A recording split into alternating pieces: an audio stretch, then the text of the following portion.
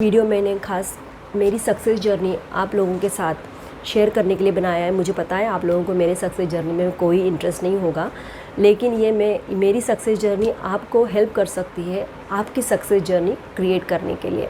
तो कैसे? Masters in history ये मैंने डिस्टेंस मोड में किया है और काफ़ी दिक्कतों का सामना करने के बाद जब हम वर्किंग होते हैं तो आसान नहीं होता है कोई भी एग्ज़ाम देना और उसमें अच्छे मार्क्स पाकर पास होना। मैं एक टीचर हूँ, मैं वर्किंग हूँ और उसके साथ साथ मैंने मेरी मास्टर्स की पढ़ाई भी कंप्लीट की। 2 इयर्स का कोर्स मैंने कंप्लीट किया इग्नू से। आप सब लोग भी वो कर रहे हैं, इसलिए आप सब लोग खुद को इसके लिए फ़र्स्ट अप्रिशिएट कीजिए।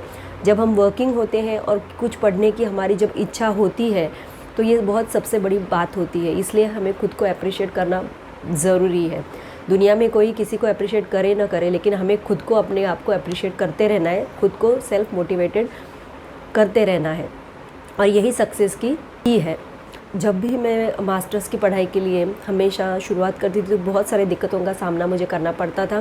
पूरे साल भर तो पढ़ने को नहीं मिलता था, लेकिन लास्ट 4-6 मंथ्स में 2 मंथ्स में जितना भी मैं पढ़ सकती थी उतना मैं पढ़ने की बहुत कोशिश करती थी। और इस कोर्स में मैंने एडमिशन मेरी खुद की मर्ज़ी से लिया था, तो यही सबसे बड़ी बात होती है। जैसे आप लोगों ने भी अपनी मर्ज़ी से एडमिशन लिया होगा, तो यही आपकी और मेरी सबसे बड़ी यूनिक बात है। तो हमें पढ़ाई करने से कोई नहीं रोक सकता है, क्योंकि हम पढ़ना चाहते हैं, इसलिए हमने ये कोर्स में एडमिशन लिया है। जब भी मैं डीमोटिवेट हो जाती थी, जो भी आसपास की जो सर्कमस्टांसेस होती थी, जब पढ़ने की इच्छा होने के बावजूद पढ़ने को नहीं मिलता था, तब मुझे एक कोट हमेशा मोटिवेट करता था और वो ये है, you are so close to the victory, don't you dare give up now. हमेशा हम लोग ऐसे कोट्स पढ़ते हैं और हम हमेशा ऐसा सुनते भी है कि ऐसे कोट्स हमें हमारे स्टडी टेबल में, हमारे स्टडी एनवायरनमेंट में, जहाँ पे हम लोग पढ़ने के लिए बैठते हैं वहाँ पे हमें पुटअप करने चाहिए, डिस्प्ले करने चाहिए। हमेशा हम सुनते हैं, लेकिन क्या हम करते हैं? मैंने किया था और सचमुच ये वर्क करता है। जब भी आपका पढ़ने का एक जो भी प्लेस है वहाँ पे आप ये सारे कोट्स जो आपको अच्छे लगते हैं, जो आपको मोटिवेट करते हैं, वो आप लगा दीजिए और जब भी आप पढ़ने के लिए बैठते हैं उसी जगह पे पढ़ने के लिए बैठिए। और एवरी डे जब भी आपकी नज़र उस कोट पे जाती है, आपको एक नया मोटिवेशन मिलता है। मुझे मिला था इसीलिए मैं आपके साथ ये बात शेयर कर रही हूँ कि आप भी ये कर सकते हैं। अब दूसरी बात है कि मैं ये वीडियो बनाने के लिए बहुत डिले इसलिए हो गया क्योंकि मैं सोच रही थी कि क्या मैं खुद ये वीडियो बनाने के लिए काबिल हूँ, क्या मेरा रिज़ल्ट आउट होने तक मैंने वेट किया, फिर मेरे मार्क्स अच्छे आएंगे तो ही मैं तो आप लोगों को कोई गाइड कर सकती हूँ, तभी मुझे कोई हक होता है आप लोगों को गाइड करने का। ऐसी मेरी खुद की सोच है। तो मैंने फर्स्ट ईयर में मुझे 60% मिला, सेकेंड ईयर में मुझे 69% मिला। दोनों का एवरेज मिला के मेरा 65% आया है फाइनल रिज़ल्ट में। और मैं अपने आप को बहुत अप्रिशिएट करती हूँ। I am really very proud of my self, क्योंकि वर्किंग पर्सन के लिए 70% भी लाना एक बहुत बड़ी बात होती है, वो भी इग्नू से। आप सबको पता है IGNOU is not very easy platform. IGNOU से पढ़ना बहुत ईजी नहीं होता है। इग्नू और वो भी मेरा इंग्लिश में था। तो इसके लिए मैंने क्या किया, मैंने कैसे पढ़ाई की, मैंने मेरे खुद के नोट्स बनाए थे, क्या किया था, वो मैं आपके साथ में शॉर्ट में शेयर करना चाहती हूँ। आप लोग भी अपने आप को पहले अप्रिशिएट कीजिए, क्योंकि ये बहुत ज़रूरी है आपकी आगे की जर्नी आसान करने के लिए। सबसे पहले तो हमें हमारे पढ़ाई के बारे में बहुत सीरियस होना चाहिए। अब मैं वर्किंग थी तो मेरे टॉप मोस्ट प्रायोरिटी मेरा वर्क था। मैं पहले उसे कंप्लीट करके फिर मैं अपनी पढ़ाई करती थी। मैंने खुद के अपने नोट्स बनाए थे, इतने शॉर्ट पीरियड में भी मैं अपने खुद के नोट्स बनाती थी। और ये सारी बातें हमें आंसर लिखने के लिए कॉन्फिडेंस देती है। और एक आंसर लिखने के लिए आपको पता है 3-3, 4-4 घंटे लग जाते हैं, क्योंकि हम लोगों को प्रैक्टिस नहीं रहती।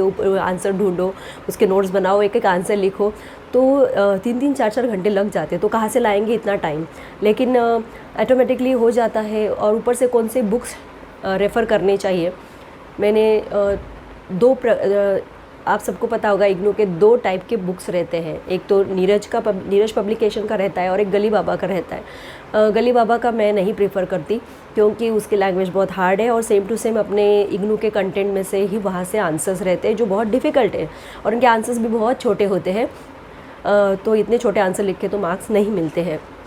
2.5 पेज का आंसर तो कम से कम होना चाहिए। सो नीरज पब्लिकेशन के बुक्स मुझे सबसे बेस्ट लगते हैं, और आप उसकी लैंग्वेज भी हार्ड है, लेकिन हमें एक गाइडेंस मिल जाता है, फिर हम उसे मॉडिफाई करके अपने वर्ड्स में लिख सकते हैं। फिर सबसे इम्पॉर्टेंट बात कि हमें मैंने मेरे फर्स्ट ईयर में लास्ट 5 इयर्स के क्वेश्चंस पेपर्स रेफ़र किए थे, और मैंने इम्पॉर्टेंट क्वेश्चंस ही किए थे। तो वो मेरी 2 गलतियां मैं आपको बता सकती हूँ। सबसे पहले तो मैंने भी बहुत सारे यूट्यूब के वीडियोस देखे थे, उसमें वो हमेशा वो सारे यूट्यूबर्स बोलते थे कि लास्ट 5 इयर्स के क्वेश्चन पेपर्स रेफ़र करो। वो रॉन्ग नहीं है, उन्होंने जो भी इन्फॉर्मेशन दी बहुत सही दी, क्योंकि सबके पास पढ़ने के लिए टाइम नहीं रहता है। लेकिन मेरे ख्याल से हमें लास्ट 10 इयर्स के पेपर्स रेफ़र करने चाहिए, जिसकी वजह से हमारे ईच चैप्टर, जो भी चैप्टर हम पढ़ेंगे उस चैप्टर में से सारे नोट्स, सारे हमारे जो भी इम्पोर्टेंट क्वेश्चंस है वो ऑटोमेटिकली कवर हो जाते हैं। ये मेरा एक्सपीरियंस है सेकेंड ईयर का, इसलिए मुझे सेकेंड ईयर में कंपेयर टू फर्स्ट ईयर अच्छे मार्क्स मिले।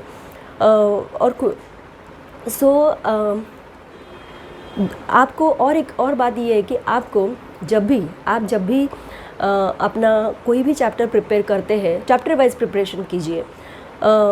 हर एक चैप्टर से कौन से इंपॉर्टेंट क्वेश्चन से लास्ट 10 इयर्स के हर एक चैप्टर से कौन से इंपॉर्टेंट क्वेश्चन से उनकी पहले एक लिस्ट बनाइए, जो मैंने बनाई थी। और अधिकतर सेम ही क्वेश्चंस रहते हैं, सिर्फ एक चैप्टर से 3 या 4 ही क्वेश्चंस बनते हैं जिन्हें हमें अच्छे से पढ़ना है। और हर एक यूनिट से एक क्वेश्चन आता है, और हर एक यूनिट का 2-3 चैप्टर्स इंपॉर्टेंट रहता है, या जो अगर बड़े बड़े यूनिट्स हैं तो उनके 4-5 चैप्टर्स इंपॉर्टेंट रहते हैं। तो हम हमारे हिसाब से उसका थरो स्टडी हम कर सकते हैं अगर हम लास्ट 10 इयर्स के क्वेश्चन पेपर्स रेफ़र करेंगे। तो इससे एक कॉन्फिडेंस आ जाता है कि हमें पता चलता है, जब भी आपके हाथ में क्वेश्चन पेपर आएगा, आई गारंटी यू, अगर आप लास्ट 10 इयर्स के क्वेश्चन पेपर्स रेफ़र करते हैं तो आप 5 क्वेश्चंस कॉन्फिडेंटली लिख पाएंगे। जो हमारा क्राइटेरिया है, जो हमारा क्वेश्चन पेपर में एक्सपेक्टेड होता है, वो आप ज़रूर कर पाएंगे। चाहती हूँ कि अगर मैंने इस वीडियो के थ्रू कोई वैल्यू आपके लाइफ में ऐड की है तो आप मेरा चैनल सब्सक्राइब कीजिए। मैं अपने आने वाले अपकमिंग वीडियोज़ में आपके लिए MHI सेकेंड ईयर के क्वेश्चंस के आंसर्स ऑफ डिफरेंट सब्जेक्ट्स लेके आऊँगी, जो इजी होंगे, टू द पॉइंट होंगे, पॉइंट वाइज होंगे, जो आपको पढ़ने में भी आसान रहेगा और आपको लर्न करने में भी आसान रहेगा। Thank you very much.